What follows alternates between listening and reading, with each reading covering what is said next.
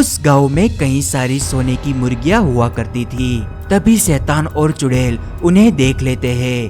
अरे चुड़ैल, ये वही जादुई मुर्गी वाला गांव है। सुना है कि ये सभी जादुई मुर्गियां हैं, जिसमें हर किसी मुर्गी में अलग अलग शक्तियां हैं। तभी दूसरा शैतान, हाँ हाँ, इनकी मदद से हम उन जलपरियों को आराम से पकड़ पाएंगे।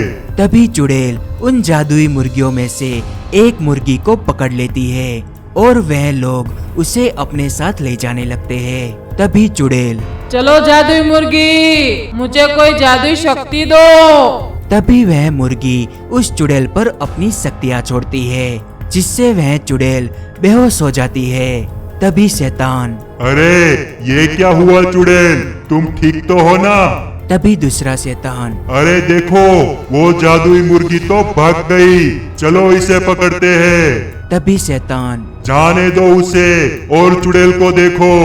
तभी वहाँ से एक गाँव वाला गुजरता है। तभी गाँव वाला, अरे क्या हुआ, कोनो परेशानी है तो हमें बताओ, अभी ठीक कर देते हैं। तभी शैतान उसे चुड़ैल के बारे में बताता है और वह गाँव वाला उस चुड़ैल के पास चला जाता है। तभी वह चुड़ैल होश में आ जाती है और उस गाँव वाले पर बिजली की शक्तियाँ छोड़ती है, जिससे वह इंसान बेहोश हो जाता है। तभी शैतान, क्या बात है चुड़ैल, तुम में तो बिजली की शक्ति आ गई है, जो उस जादुई मुर्गी ने दी है।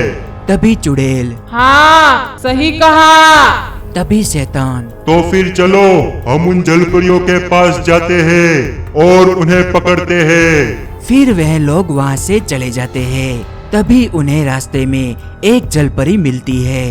तभी शैतान, सुनो जलपरी, सीधे सीधे हमारे साथ चलो, हम तुम्हें खाना चाहते हैं। तभी जलपरी, जा, नहीं मानती तेरी बात। तभी चुड़ैल उस जलपरी पे बिजली की शक्तियाँ छोड़ती है, जिससे वह जलपरी कमजोर हो जाती है। तभी शैतान, हाँ बड़ी आई थी, चलो इसे खाते हैं। फिर वह लोग अपनी गुफा में चले जाते हैं और उस जलपरी को खा जाते हैं। वाह, मजा ही आ गया चुड़ैल इस जलपरी को खाने में। तभी दूसरा शैतान, हाँ सही कहा, अब हम कल वापस एक और जलपरी को खाने के लिए उनकी झील में जाएंगे।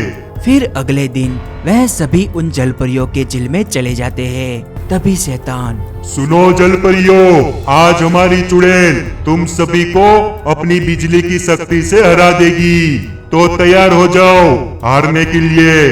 तभी जलपरियों को गुस्सा आ जाता है और वह सभी चुड़ैल की तरफ बढ़ती है। तभी शैतान, अरे चुड़ैल, ये सभी जलपरियां तो हमारी तरफ आ रही है, चलो जल्दी से अपना कमाल दिखाओ। तभी चुड़ैल, अरे कहाँ से कमाल दिखाओ, मेरी सारी शक्तियाँ काम नहीं कर रही, लगता है मेरी सारी शक्तियाँ चली गई है। क्या? तो फिर भागो यहाँ से, वरना ये जलपरियां हमें किसी लायक नहीं छोड़ेगी। तभी वह सभी वहाँ से भागने लगते हैं। ये देख सारी जलपरियां हंसने लगती है। तभी शैतान, ऐसा आखिर कैसे हुआ, मुझे कुछ समझ में नहीं आ रहा। तभी कुछ समय सोचने के बाद शैतान कहता है, चुड़ैल, अब मुझे सब समझ में आ गया। उस जादुई मुर्गी की दी हुई शक्तियाँ सिर्फ एक दिन के लिए ही रहती है, अगले दिन वो सारी शक्तियाँ चली जाती है। तभी दूसरा शैतान, फिर तो हमें वापस एक और जादुई मुर्गी के पास जाना होगा। फिर वह सभी वापस से उन जादुई मुर्गियों के पास चले जाते हैं और एक मुर्गी को पकड़ लेते हैं और उसे अपने साथ ले जाते हैं। तभी चुड़ैल, चलो जादुई मुर्गी, अब तुम भी मुझे ताकतवर बनाओ। तभी वह मुर्गी भी चुड़ैल पर अपनी शक्तियाँ छोड़ती है, जिससे चुड़ैल फिर से बेहोश हो जाती है और वह जादुई मुर्गी भाग जाती है। अरे इस बार ना जाने चुड़ैल को कौन सी शक्तियाँ मिली होगी। तभी वहाँ से एक और इंसान गुजरता है। तभी शैतान, सुनो इंसान, हमारी चुड़ैल बेहोश हो गई है, जरा देखो इसे। तभी वह इंसान उस चुड़ैल के पास जाता है। तभी चुड़ैल होश में आ जाती है और उस इंसान पर आग वाली शक्तियाँ छोड़ती है, जिससे वह इंसान भागने लगता है। क्या बात है चुड़ैल, इस बार तुम्हें आग वाली शक्तियाँ मिली है। तभी दूसरा शैतान, तो फिर चलो उन जलपरियों के झील में। भूलो मत, ये ताकत सिर्फ एक दिन के लिए ही होती है। फिर वह सभी उन जलपरियों के झील में चले जाते हैं। तभी चुड़ैल अपनी आग वाली शक्तियाँ छोड़ने लगती है, जिससे वह सभी जलपरियाँ डर के उस झील के अंदर भाग जाती है। तभी शैतान, अरे ये क्या, ये जलपरियाँ तो झील के अंदर चली गई, अब हम क्या करें? तभी दूसरा शैतान, अब हमें इनके बाहर आने तक का इंतजार करना होगा। फिर वह सभी कुछ समय इंतजार करते हैं और बाद में वहाँ से चले जाते हैं और अपनी गुफा में वापस आ जाते हैं। तभी शैतान, ये ताकत तो किसी काम की नहीं है, अब हमें कल वापस उस जादुई मुर्गी से कोई अच्छी ताकत लेनी होगी। और यहाँ वह सारी जलपरियाँ नागराज के पास आती है और उसे सब बता देती है। तभी नागराज, ये क्या उलझन है, मुझे तो कुछ समझ में नहीं आ रहा, पर तुम लोग चिंता मत करो, मैं असली सच पता लगाऊंगा। फिर अगले दिन वह सभी वापस एक जादुई मुर्गी को पकड़ लेते हैं और चुड़ैल उससे भी शक्ति मांगने लगती है और हमेशा की तरह इस बार भी चुड़ैल बेहोश हो जाती है। तभी चुड़ैल होश में आ जाती है और एक जहरीला सांप बन जाती है। तभी शैतान, क्या बात है चुड़ैल, सांप की शक्ति। तभी दूसरा शैतान, अरे अब तो हमें कोई भी जलपरी नहीं हरा सकती, चलो चलते हैं। फिर वह लोग वापस से जलपरी की झील में आ जाते हैं। तभी शैतान, आज तुम हमसे नहीं बच सकती जलपरी।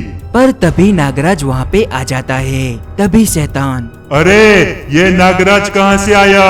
तभी नागराज, अरे चुड़ैल, आखिर तुम्हारे पास हम नागों की शक्ति कैसे आई? तभी चुड़ैल बिना जवाब दिए नागराज पर अपना जहर छोड़ती है, पर नागराज पर उसके जहर का कोई असर नहीं होता।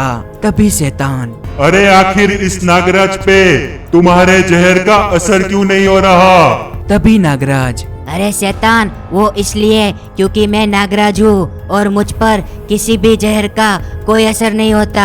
तभी वह शैतान और चुड़ैल वहाँ से भागने लगते हैं और भाग के अपनी गुफा में वापस आ जाते हैं। इधर नागराज के पास एक इंसान आता है। अरे नागराज भाई, उस चुड़ैल के पास ये सारी शक्ति उन जादुई मुर्गियों से आ रही है। हमने खुद उन शैतानों को बात करते हुए सुन लिया था। तभी नागराज, ओह अच्छा, ये बात है, फिर तो मुझे पता है कि मुझे क्या करना है। फिर अगले दिन नागराज उन जादुई मुर्गियों के गांव में चला जाता है और अपना रूप बदल के एक जादुई मुर्गी बन जाता है।